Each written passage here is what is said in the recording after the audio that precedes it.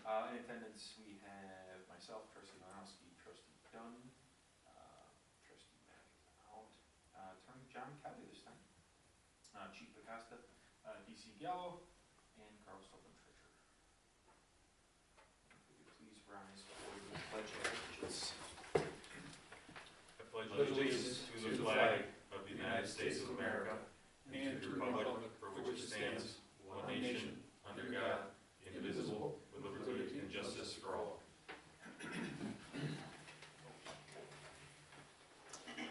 Agenda item 3, consideration of minutes of the regular meeting from February 10th, 2025. Did you have a chance to review the minutes? I was not in attendance. You were not in attendance, that's true. So, He can still vote as long as he believes the minutes are accurate. That's. Everything I saw was fine. Okay. okay. I didn't see anything out of ordinary. Megan did a fantastic job. So if it's all appropriate per council, I'd like to make a motion to approve the minutes as presented. I will second that. And then just voice vote. All those in favor say aye. Aye. Anybody opposed? And moving along, chief's report. We'll go looks before. All right, go. So DC Gallo first. Thank you. I distributed the monthly for February a week or so ago, and very busy month for Libertyville. This is unusual, but it is what it is. For the second month in a row, just a couple of different calls. One medical call and a service call, and actually the service call, I believe, was an order investigation, and Lake Forest Finance helped us out with that. So, not much to report. Just we respond and call. So, I hate not saying anything, but Lake Forest was just slightly busier than we were. But anyway, as far as a department report today, was pretty exciting. We took delivery of a new ambulance. It's going to be at Station 3. So it's going to be our new frontline Station 3 ambulance. 2.5 years in the making. Maybe almost 3 years in the making. So excited to get back in service, and we have 2 more in the queue. So hopefully the turnaround will be a lot faster. So other than that, just getting ready for the summer festival season in Libertyville. And we started in March. We started our pub ed initiative in the public schools. So that's a lot of fun too. I really enjoy.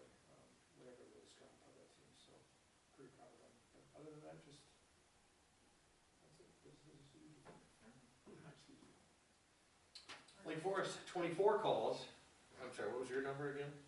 2? Hey, we're getting there. It's only February. 24 calls for the month, 24 calls, 43 year to date.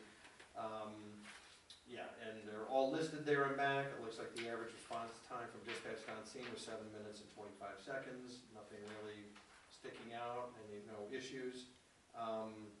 Department report, or more than that, the expo, speaking of public education, the county expo is going to be May 17th. So I know Libertyville is usually there. We're there. Obviously, last year I think it was 2 years ago, we included the police with us. So it has just become huge, and we actually need more real estate in the parking lot of Gurney Mills because we've got so many response rigs. But it's great that so many folks in Lake County and even some across the border, north of the border, want to come down and participate. So that's May 17th. The Tunnel to Towers display, which was here last year and also 3 years ago, will be back. So that's being sponsored by Zoll and Metro Paramedics, I believe. So they're bringing that back. If you haven't been there, please come out. It's going to come on Friday. There'll be a procession from Lake Forest Oasis up to Gurney Mills. And then Saturday it'll be open. The hours of the expo are 11 to 3. It's a little bit shorter this year. We're just trying to tighten it up. But the trailer display will be open from like 11 until 5, I believe. And then on Sunday we're going to have a Rods for Remembrance car show. Just another way to get people to come out because the semi will still be there. But when we did this 3 years ago, we found that there were no people there. They all came on Saturday for the expo, and it was hard to get them out for just the trailer. So we figure if there's a car show, we did it last year, just another excuse to get people out. So, and the hours will be roughly the same, I think, on Sunday, 11 to 3. So we're encouraging people to put it out on Facebook and hit it hard with social media. So that's exciting. We hired a new guy, of course, I think like everybody, we've got tons of new guys here. So we're back up to our staffing, just getting everybody through paramedic school. We've got 3 actively in paramedic school. They are almost done with the classroom portion, and then they'll be doing the ride time portion. But that'll be nice to get them through that, and that's about it. But it's nice to be at staffing. Somebody was telling me that Crystal Lake, I think, has got 9 immediate openings or something. So it's nice to be where we're supposed to be, even if they're junior, it's good. We've got the seats filled, so. And that's it. Questions for me or us? No. Yeah, the expo at Gurney, closing on the department, I think they stopped by there. Yeah. That's a cool event. Yeah, it's been going, last year's the 25th, so it's been 25 years worth, and it's really nice just to see everybody come out and support police and fire, so it's been great. And the police had done their own, they used to do it in the fall at, I thought it was in Vernon Hills at Hawthorne, and then they were doing it at Gurney Mills, but it was inside in September, and they had minimal traffic, so a couple years ago, they came to us and said, can we marry up with you guys? And it's been great, so. Very cool. Yeah. Yeah, I got nothing for Janowski. Thank you. Okay, agenda item 5, public comment. The district trustees allocates time for those individuals who would like the opportunity to address the fire district trustees on any matter not listed on the agenda. Each person addressing the trustees is asked to limit their comments to a maximum of 5 minutes. Any public comment? No public. Agenda item 6, attorney's report.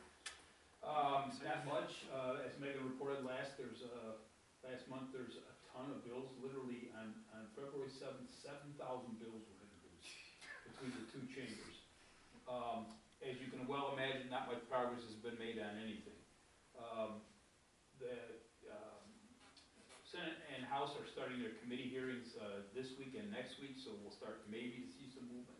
The big issue for the public sector, not necessarily for you guys, is they're trying to make changes to Tier 2 pension plan, which was, you remember back in 2011, they adopted the 2-tier. Well, as you guys all know, the age of the people has grown, and they want those benefits from the Tier 1 perspective. So that is a big issue, not just for police and fire, but for all of the state pension funds too.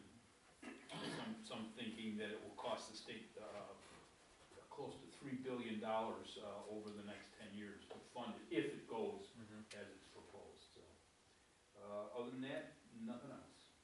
All right. Agenda item 7, treasurer's report.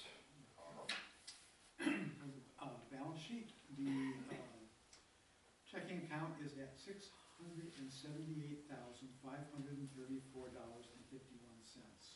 The reserve account is at $312,449.69, and petty cash is $81.75, or total assets $991,065.95.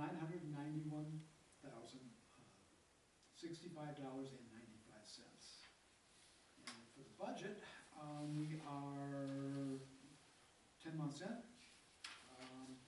Really not much different from last month. We've received all of our, virtually all of our revenue. We'll get just a few little dribs and drabs for the next month or so. The contract, the service contract, the IGA is paid off for the year. Building maintenance is running right around 50%, which isn't bad for only 2 months left. As you will see, the electric bill for the last 2 months has been really outrageous because of issues with the stairwell heaters, but this should be resolved at this point. That I can answer later. Other than that, there's some general administration, education's 20%, it probably won't change. Legal will go up a little bit for the next couple of months of retainer. Office expense probably not, and then the salaries next month, let's see, this is March, next month we will need to vote on the trustee salaries, just to approve them. And they will be issued at the end of April, the end of the fiscal year, for this year of service. So that's pretty much it on the treasurer's report. make a motion to approve the treasurer's report as presented. I will second that. Roll call vote, trustee Dunn. Aye. Trustee Malowski, aye. Trustee Mack, not here. And outstanding invoices, Carl, where's our money going? Yeah, we just got a few, for North Shore Gas is $1,318, Comcast $271, Lake County Public Works for water, $37,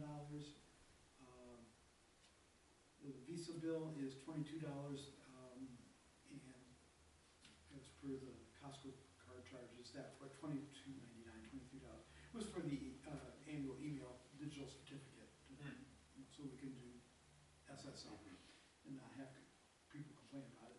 And then ComEd, as you can see, was $1,544. It was just under 1,000 last month because of that. But that issue, you know, I've not repaired it yet, but I have taken them out of service, and Okay. you know, That was it hasn't been cold enough for that to be a problem at all. Yeah, right.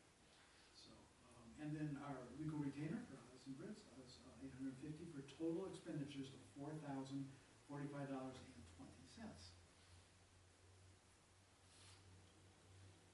I'd like to make a motion to approve the outstanding invoices in the amount of $4,045.20.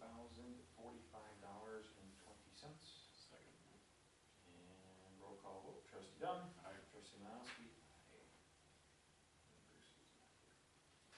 Agenda item 9, discussion action on lease or sale of the Rockland Fire Protection District building and or update regarding IDOT improvements. Email's been absolutely quiet. Bruce usually has a little bit more information than I do, but he's been stating the past couple months that with everything going on in the state and budgeting and all that. Yeah, everyone's pretty quiet. Yeah, so nothing as far as that goes. And agenda item 10, other items is going to be lawfully brought before the board. My email's been pretty quiet. Same thing, just random spam. Yeah, random spam, nothing exciting. Went back and forth a little bit with Nyquist regarding just the maintenance we were doing on the shop floor. Fire extinguishers are due, they'll be here next week, 2 weeks. So there'll be a day that I can cover maybe unless we use it. Denny? Yeah. They're really good about Oh, following up. Yeah. Yeah, they make it nice, quick, and easy, so, I think that's all I got building maintenance wise. Any movement on the generator again? You know, I forgot to email after last time I'm checking it, I have not emailed them for whatever reason, I don't know why it's flagging that it's being overheating now, it seems to run, it cools off, I watch the temperature gauge go, but it's still frozen over temp code and shut down. Are we, is it still set for automatic No, it's testing? off, Turn it off, okay. it's off. Because it sets the alarms off. Yeah, so the alarm, and I instructed, this guys not to reset it, because if they reset it and then the alarm will go off again, it'll trip saying it's not an auto. So, it's just silence right now, and I think that's indefinite unless someone resets it, so it should be okay. But no, I do need to do that, that's been my fault that I haven't followed up, with the generator contractor on that. You answered my question about the stairwell heater. That's all I got. Yeah, I don't have anything. Anything else? Any other comments? Chief? Carl, anything else? I don't think so. John, anything to add? No. All right, I'll make a motion to adjourn at 6:06.